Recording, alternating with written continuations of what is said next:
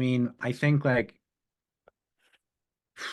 a few years ago, I was in a lot of different boardrooms and people wanted to talk about NFTs and people wanted to talk about the metaverse and people wanted to talk about all these things. And, it was that those were all very interesting things, and I would give all these workshops and give all these talks. And at the end of those presentations, I would have 3 or 4 slides that said, we're speaking about this, but there's this thing called AI and it's coming and it's going to take the legs out from a lot of people unless you prepare for it, unless you're aware of it. And, luckily in a space like the Coca-Cola organization or the business, at least, they listened to that and we started planning about doing an AI co-created Coke years ago, and started working on that kind of a process.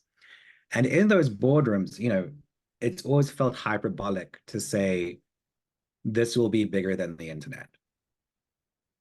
But I've said that a lot, and I still believe that's true.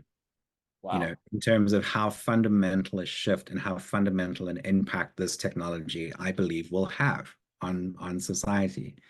I'm not a big person for hype. I'm not a big person for fluff. I work within a very edgy, very buzzy kind of space. And so a lot of the time my job is to be as cynical as possible, because that's the best value I can add to my clients is going, you know what, maybe the metaverse is just Fortnite. Maybe, maybe that's what it is. Or maybe, there's value here, but there's not value here. I think just to drill down on something which Rob was saying, which I really think is important, this shift from mass to medium and small in terms of what's possible as a business.